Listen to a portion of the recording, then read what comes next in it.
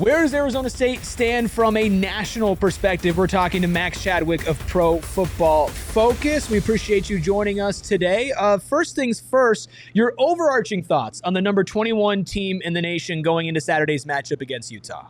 Yeah, I think it's been pretty much what we expected for the most part for Arizona State, if not a little disappointing this year. Obviously, losing to Mississippi State earlier on in the year, who's actually been a really good team so far, I thought, this year too. But I've been, what do I expected so far from Arizona State? They're relying on Sam Leavitt a lot as a passer. They're relying on Jordan Tyson a lot as a receiver, which is kind of be expected. Hopefully, with Jalen Moss coming back this week, will be better. But obviously, Sam Leavitt most likely being out for tomorrow night's game is pretty brutal for the Sun Devils there. But yeah, I think it's mostly what I expected, if not a little disappointing so far for ASU. Looking specifically at ASU's top weapon, obviously a guy in wide receiver, Jordan Tyson. Max is somebody who is just a sicko when it comes to college football. I want to know what you've seen from Tyson and how it stacks up with some of the other great college football wide receivers in 2025. Yeah, I had him as my number one receiver in the draft going into the year, and that hasn't really changed. I know Mekhi Lemon from USC is also a phenomenal player, but I think Tyson's game might just translate a little bit better to the NFL. I mean, he is exactly what you want at the position right now. I mean, you're looking at the top, receivers in the NFL right now currently. You're looking at guys like Puka Nacua and Jackson Smith and Jigba, and the way they win is very similar to the way Jordan Tyson wins. It's not only you don't need a guy to be 6'4", 6'5", and run the 4.4 like Calvin Johnson and Julio Jones anymore. You could win at the position in a multitude of ways, and Jordan Tyson just knows how to get open. He's really good after the catch. He's gotten a lot better in contested opportunities this year too. So he is just an all-around incredible talent. And I think right now it is a weaker draft, I would say, in 2026. But I would say right now this guy's probably a top 5 prospect in next year's draft. And he has been incredible this year, and he's been one of the best receivers in college football. Is there anything in his game that you feel like he could improve on a little bit more to even boost that stock? It's tough because he really has been all around incredible this year.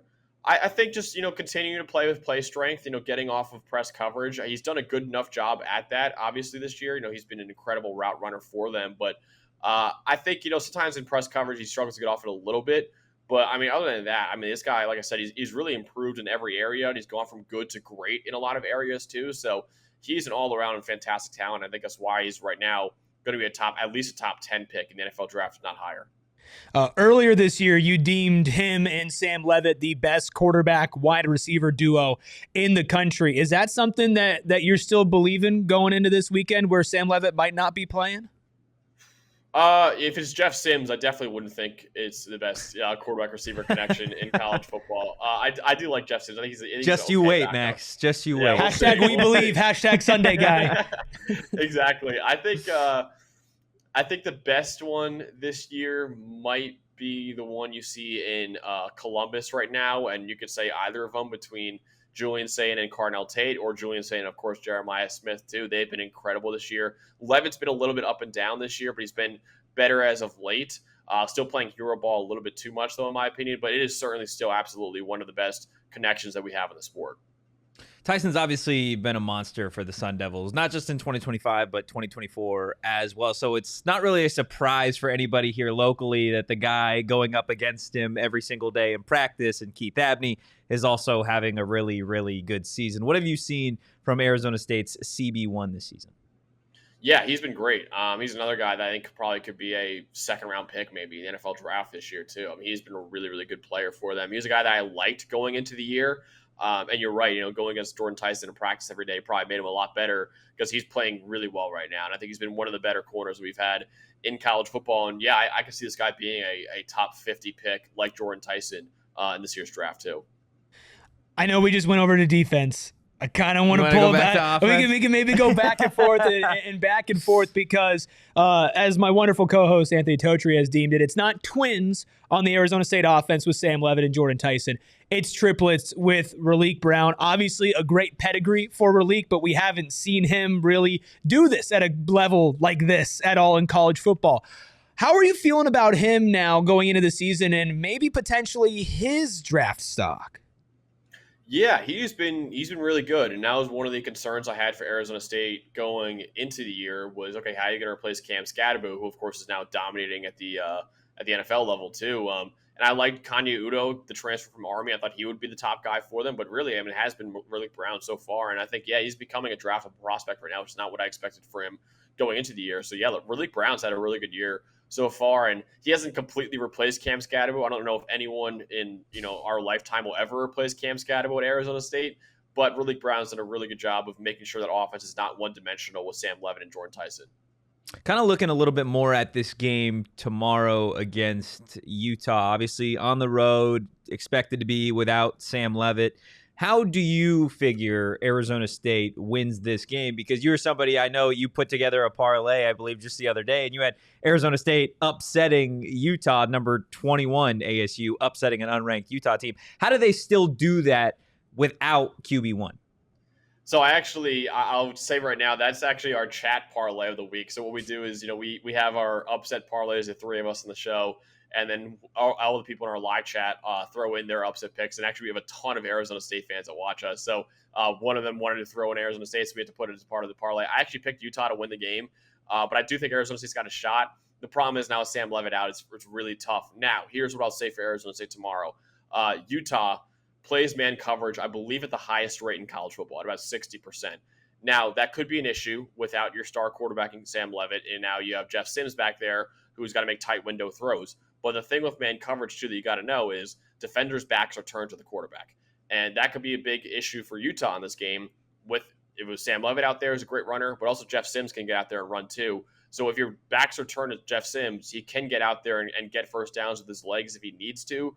But I am worried about him as a passer in this game. Now, it is great that they got Jalen Moss back from injury, because I think he will be the number 2 receiver that they've really been lacking in that offense this year behind Jordan Tyson. So it's great that he's coming back this week. Obviously, you have Jordan Tyson there, too, that can help out Jeff Sims. But against Utah's man coverage, again, they play man coverage 60% of the time, which is an incredibly, incredibly high rate in college football.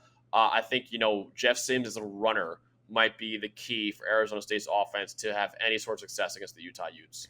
I think Utah is such an interesting team this year. I think the Big 12 in general is fascinating with some of these teams that have risen to the top and a couple other ones that are surprises.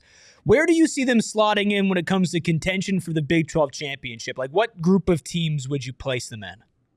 I would say the clear favorite right now is Texas Tech, and then I would put Arizona State and Utah as the next tier after that. I think it's wide open after Texas Tech right now. I think there's a bunch of teams you can still throw into that mix. I think Iowa State, even though they coming off a loss to Cincinnati, I still think Iowa State's in the mix. Cincinnati's obviously in the mix too after that big win over Iowa State too.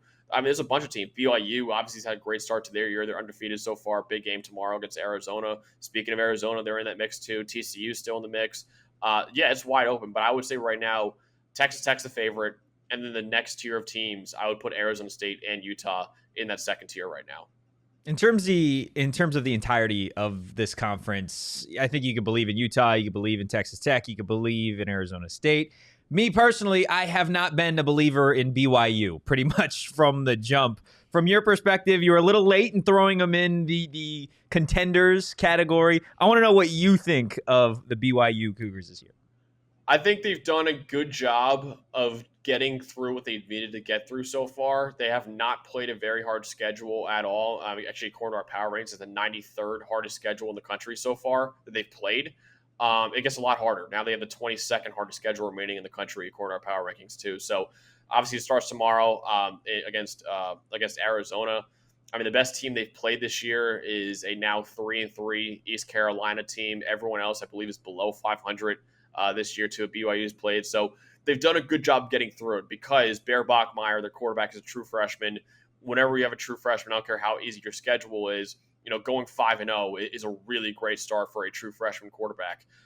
Big game tomorrow at Arizona, a 4-1 team right now, a pretty good team in the Big 12. That's their first, I think, major test they've had this year. And I know they played Colorado on the road. That was a big win for them, and East Carolina is no pushover.